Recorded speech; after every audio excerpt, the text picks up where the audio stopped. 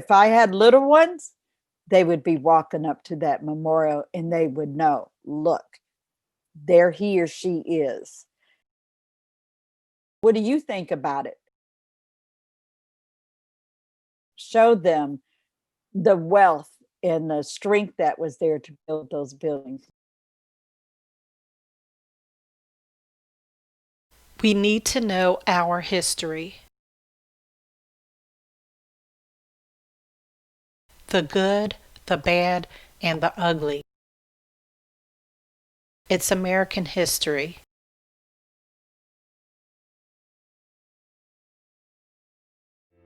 The Board of Visitors in the state of Virginia apologized for slavery in 2007.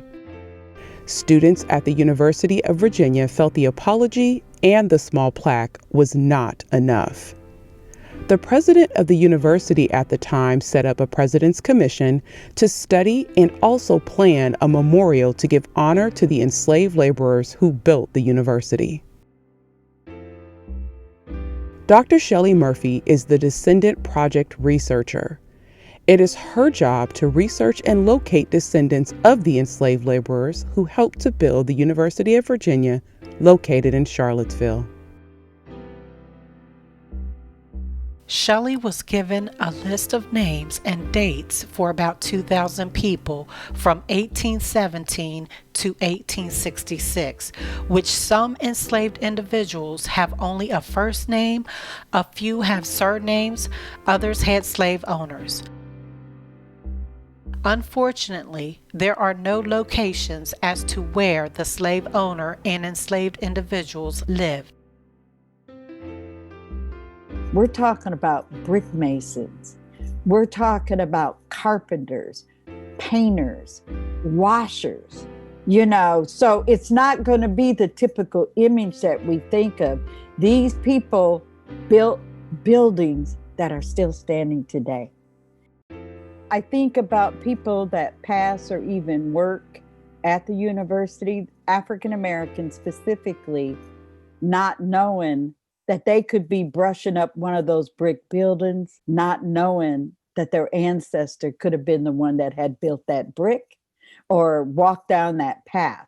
The pride and knowledge of building this premier university, and that they've taken that step to come out and share the names and actually what they did and how much money the slaveholders, got for their labor. It's something that could go down generations to say my family was part of that. And I think that's important. And for an African American that grew up in the 50s, in the 60s, we only had what was happening right then. And so I think that makes a huge difference, knowing what your ancestors did or what kind of stock, I'm going to say, you came from. We should care to tell the truth that the slave owners only saw what was for them, their family survival, and the almighty dollar. Nothing for enslaved because they didn't see them as human. The project takes me through several record sets, including the typical federal population census records, vital records, which are birth, death, marriage, public records, various Freedmen Bureau records, and possibly plantation records. I have to research the slave owners as well as the enslaved. They can't be separated. Grad students were charged with going through the financial ledgers from 1817 up to about 80. And they were pulling everywhere the university had spent money for labor. And it was identified right there, slave labor, so-and-so, or this was who the slave owner was. So one of the first things I had to realize was, like, my step one was like, okay, where are these people? I'm in 1870. Who's here? What's going on? And they're building this university. And I had to zero in and think of Thomas Jefferson because this was his baby, building that university. And I looked at every one of the counties around me and said, all right, who's the slaveholders? Some of them I knew because of the genealogy groups that I worked in.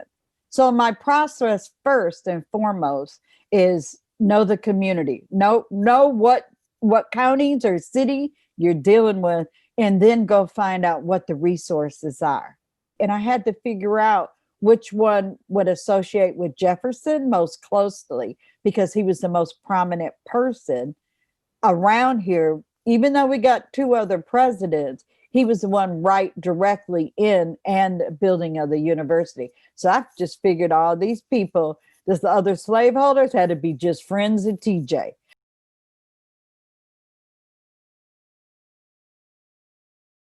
So that's why I wanted to learn who else was here, who's the largest slave owner. So I actually started doing research before even finding a descendant. I just had to get that in order. And the descendant group, because I selected 8 people of the descendants that I already had, and they were the voice of the descendants on the public event that UVA was planning before COVID came in.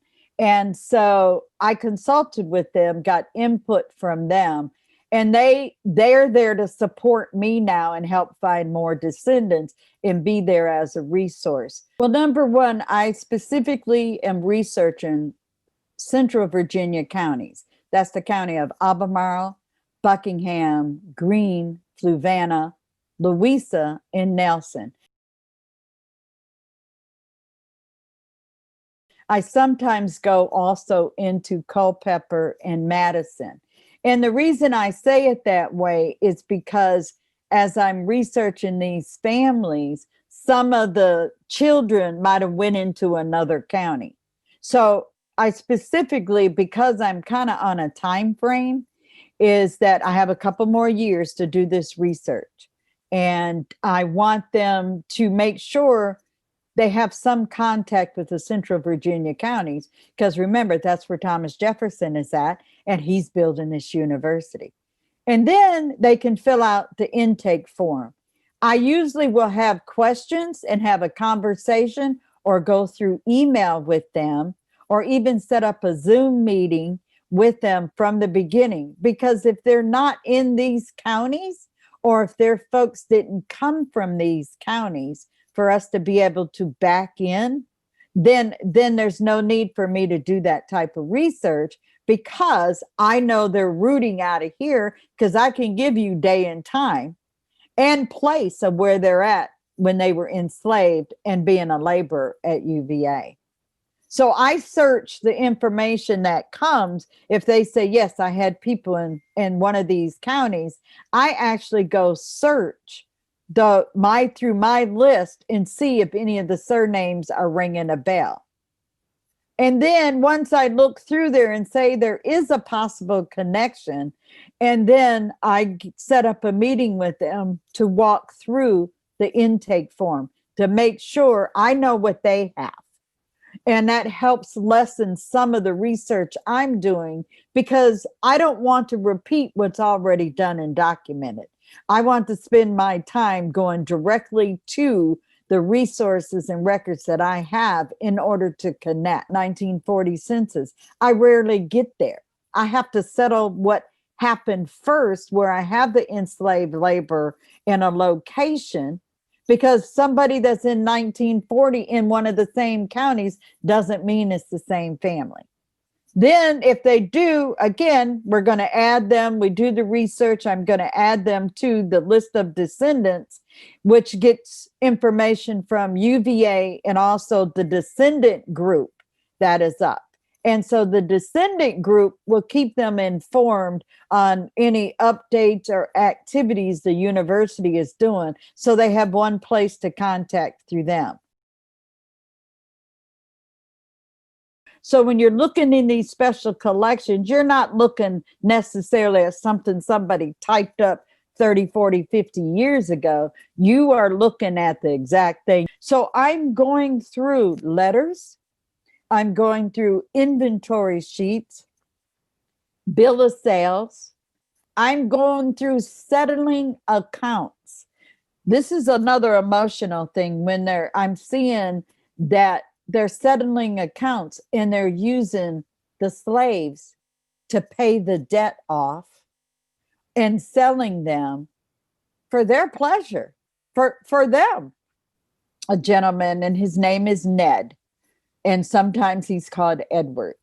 I don't have a last name for him, but I know who rented him to UVA in 1860. So I had the date. I know where he was at, working at the university. And so I knew the person that rented him was William Craven. So I wasn't finding much on William Craven, but you know what? Because I put something out on Twitter, I had somebody contact me who is connected to the Craven family, so the slaveholding family. And basically, there was a little bit of research done that she did, and she said, here's William's daddy's will. So I'm reading through the will of the slaveholder that rented him, and his name was John H. Craven. And John H. Craven notes in his will, to my Negro woman, Maria, and her two sons. It was Ned and William. And then later in the will, he had Edward and William. So I know the interchange of Ned and Edward. So you got to look for both. So I started trying combinations of finding just them alone. I have no surname. I know they're in Albemarle County, and I know basically the day that he was an enslaved laborer. So I took what I could, and I basically sat up for a few hours playing different combinations of finding a Maria with a Ned or a Edward son, going through death records, obits, and then backing back into that. And I did find William and the surname he took.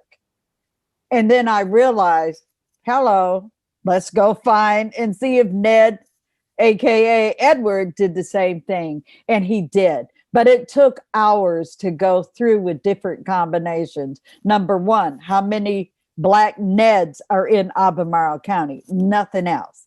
How many Black Edwards? Nothing else. Black in each of the counties, because at one point I didn't know until I got the will actually which county they actually stayed at. Because just because they're there in 1860 doesn't mean that's where they're at in 1870, which was the case.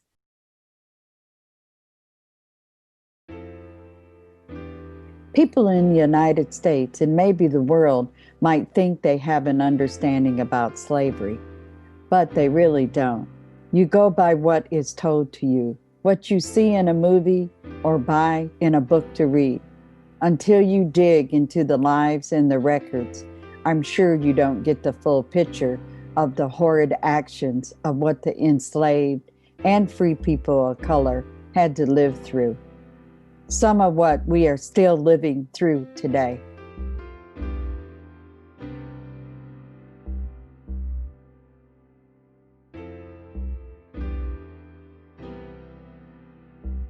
I commend the university for taking this on and recognizing the truth needs to be told. There are generations of African Americans in the local area that have no idea of the labor their ancestors provided to build the university. It brings some deep, moving pride about the survivors of slavery. They were not just enslaved.